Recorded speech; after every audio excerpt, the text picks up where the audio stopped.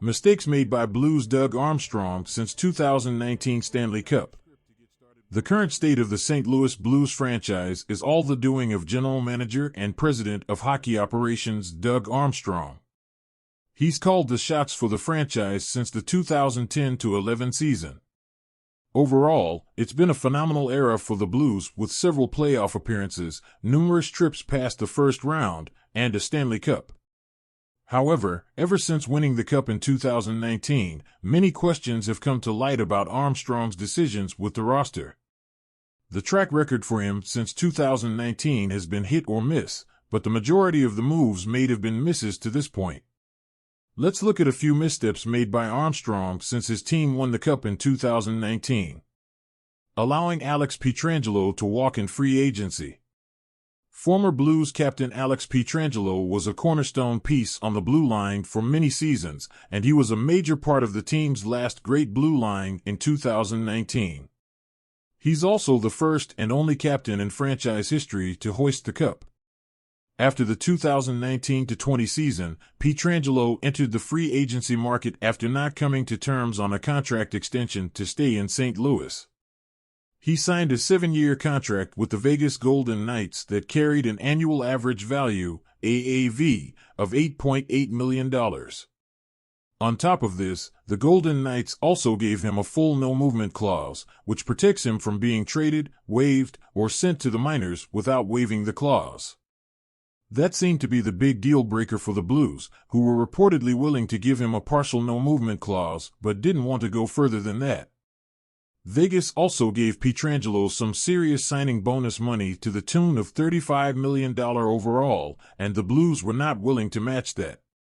Part of why this is such a mistake by Armstrong is who he replaced Pietrangelo with.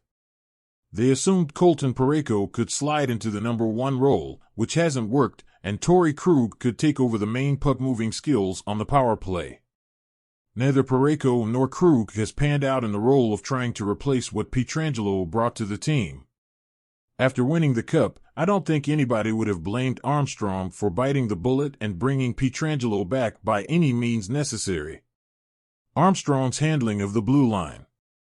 Even after allowing Pietrangelo to leave, Armstrong could have redeemed himself by fixing the blue line in other ways, but he mostly stayed in-house. He trusted Justin Falk, Parayko, Krug, and Marco Scandella to be the core of this blue line.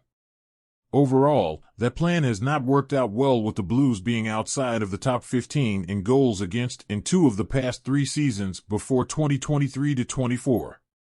The defensive coverage has lacked with Parayko and Scandella mostly struggling in the past few seasons, and the fact that Krug has never been an above-average defender. Then, the trade for Nick Leddy happened. Not only did the Blues move assets for an aging Leddy, they also chose to re-sign him to a 4-year deal instead of re-signing veteran forward David Perron. He's not a good enough defender to spend $4 million per season on. The idea that they chose Leddy over Perron to shore up the defense doesn't make much sense. On top of that, they are paying Parayko a $6.5 million AAV and Scandella $3.275 million this season.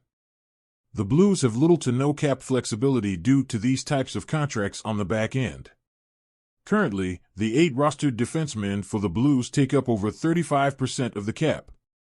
That would be a far better figure if they had better personnel to pay that money to. Armstrong has made several mistakes in structuring the blue line, and it's been a major part of their downfall overall since 2019.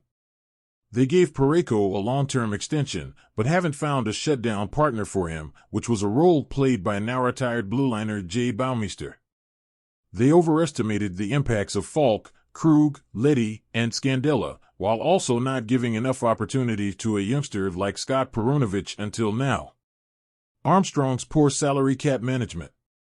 As mentioned above, a lot of the Blues' cap issues come from the mishaps made with the blue line personnel. However, there are other issues to look into as well with the cap structure.